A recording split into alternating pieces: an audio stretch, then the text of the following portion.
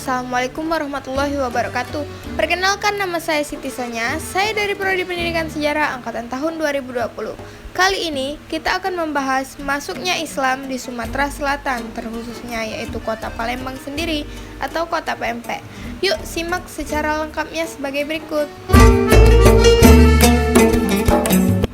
Masuknya Islam di Sumatera Selatan, terkhususnya yaitu wilayah Palembang. Masuknya Islam di wilayah Palembang ini maka akan terkait dengan beberapa teori sejarah masuknya Islam di Sumatera Selatan. Pertama, ada teori yang menyatakan bahwa Islam dibawa oleh para pedagang Arab, dan ada juga yang menyatakan bahwa dibawa oleh para pedagang Persia, dan ada juga yang menyatakan bahwa Islam dibawa oleh para pedagang Cina, dan ada juga yang menyatakan bahwa Islam itu sendiri berasal dari orang Indonesia juga. Dan terlepas dari beberapa teori ini, bahwa dari abad ke-7 sampai abad ke-8 para pedagang Muslim yang datang ke Sumatera Selatan atau Palembang melalui jalur perdagangan nasional, mereka mampir ke beberapa daerah, salah satunya yaitu negeri Palembang Darussalam ini. Berbicara tentang kedatangan mereka ini, terjadilah yang namanya pembauran antara para pedagang-pedagang Muslim dengan masyarakat setempat.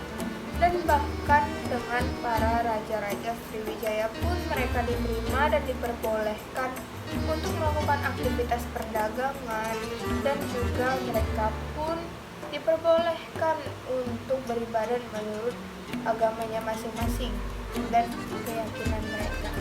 Sehingga apa yang terjadi hingga saat ini seperti yang namanya pembauran itu ternyata sudah terjadi pada zaman kerajaan Sriwijaya dahulu. Seiring dari perjalanan pembauran masyarakat Muslim atau pedagang-pedagang Muslim di Palembang ini, dan juga seiring runtuhnya kerajaan Sriwijaya yang menyebabkan perkembangan Islam semakin membaik, semakin meluas, dan semakin membesar, sehingga komunitas agama Islam, komunitas Muslimnya semakin meluas.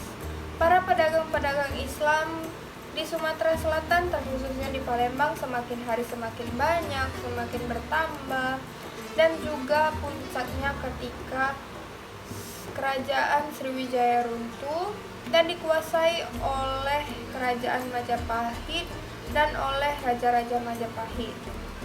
Dan pada saat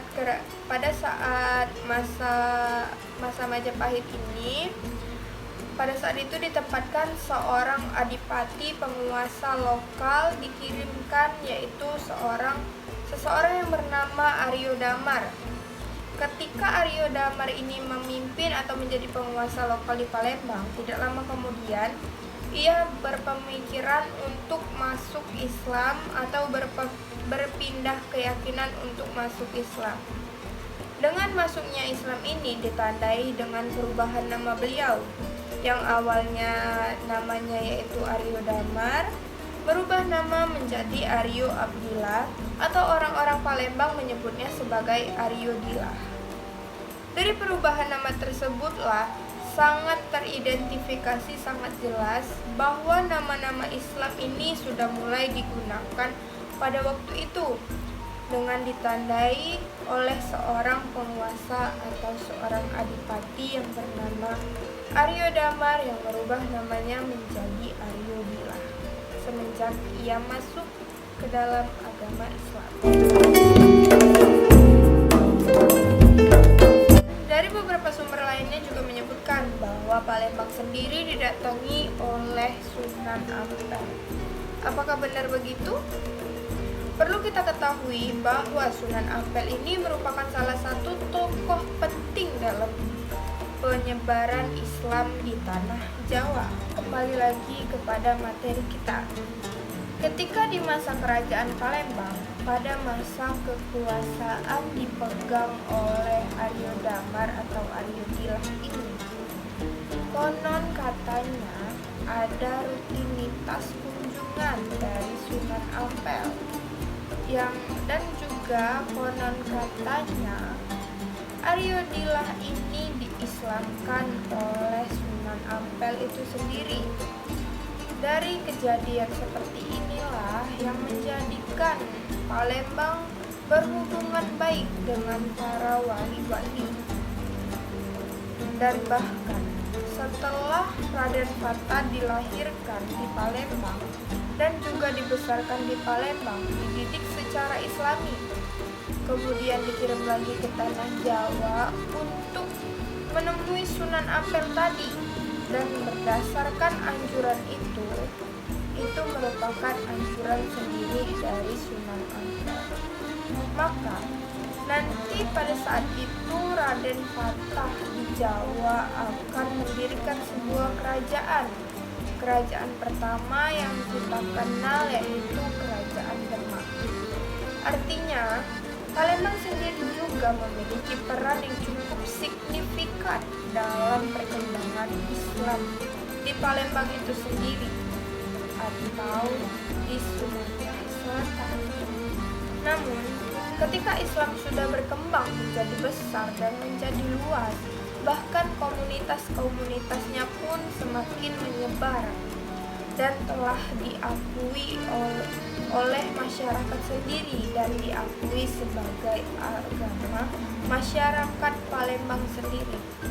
Nanti setelah itu banyaknya bermunculan ulama-ulama lokal yang nantinya akan berpengaruh pada Palembang sendiri. Di antaranya yaitu Syekh Abdul Somad Al-Palimbani dan juga Syekh Azhari, ada juga Syekh Harudin, ada juga Kiai Dlamet, Kiai Marogan, dan masih banyak sekali tokoh-tokoh ulama yang muncul di Palembang itu sendiri.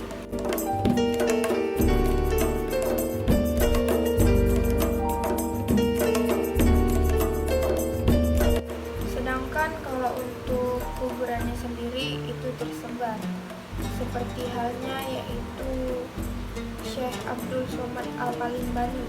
Itu sampai sekarang sangat dipercayai dan diyakini ditemukan di Patani Selatan. Sementara Kiai Marogan itu berada di Kertapati dan juga Kiai Dlamet ada di Solo. Yang artinya dari makam-makam tersebut artinya makam-makam ini tersebar, dan sebagian ulama ini juga ada yang menjadi imam dari guru-guru dan sultan.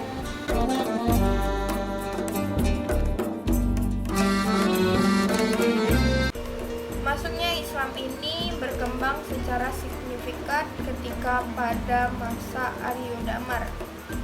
Selain ia berganti nama menjadi Aryo Dila atau Aryo Abdillah, kemudian juga ditemukan koin-koin. Koin-koin ini yang digunakan pada masa kerajaan Palembang yang sudah menggunakan huruf-huruf Arab Melayu, yang artinya terjadi pengaruh Islam yang cukup kuat. Kemudian nama-nama Islam, kemudian juga ditemukan makam-makam yang nantinya akan bercorak Islam. Terakhir nantinya ada masjid-masjid dan juga munculnya ulama-ulama baru atau ulama lokal. Masjid yang pertama dibangun di Kuto Gawang, namun dihancurkan ketika diserang oleh VOC pada tahun 1659. Kemudian yang kedua yaitu Masjid Lama di Jalan Beringin Jakut, yang juga dihancurkan ketika dibangun Masjid Agung atau Masjid Sultan pada saat itu. Masjid Agung atau Masjid Sultan ini berdiri, kemudian Masjid Lama ini tidak lagi difungsikan karena berdekatan dengan Masjid Sultan tadi. Bicara tentang Masjid Sultan, masjid ini yang sampai saat ini masih terwariskan oleh masyarakat Palembang. Jadi kalau sekarang masjid ini lebih lebih dikenal sebagai Masjid Agung atau sekarang sebagai nama barunya yaitu Masjid Sultan Mahmud Badarudin I Jayawikromo. Ini menunjukkan bahwa masjid ini dibangun oleh Sultan Mahmud Badarudin I sendiri. Seiring perkembangan Islam, nanti juga akan muncul juga beberapa masjid kuno lainnya. Jadi Masjid Agung ini sebagai sentral nantinya. Di seberang ulu, di daerah Kertapati berdirinya Masjid Muara Ogan atau Masjid Kiai Marogan. Kemudian di seberang ilirnya nanti di arah Bombaru itu berdiri Masjid Lawang Kidul. Kemudian di sebelah ulunya lagi, di seberang ulu juga, tapi di sebelah selatan kurang lebih itu berdiri Masjid Sungai Lumpur, dan di arah baratnya nanti berdiri Masjid Suro. Semua masjid-masjid ini didirikan oleh para ulama-ulama Palembang Darussalam yang terkenal. Baiklah, sekian dari penjelasan saya tentang masuknya Islam di Sumatera Selatan. Terima kasih. Wassalamualaikum warahmatullahi wabarakatuh. Salam sejarah, jas merah, jangan sekali-sekali melupakan sejarah.